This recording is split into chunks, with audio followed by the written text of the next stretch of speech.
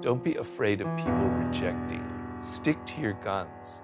If your motivation is always cramped and, oh, I want to fit in. Oh, they might not like me. Oh, this might be too different. Oh, my podcast might not be like other people. That fear, it just withers the soul. It makes what you create just like everything else out there. But when you think, no, I'm going to be myself. I'm going to mind what's different about me. I'm going to be bold and confident. Those who are trying to follow all the trends, they might sell a book, they might make a movie, but they don't have impact.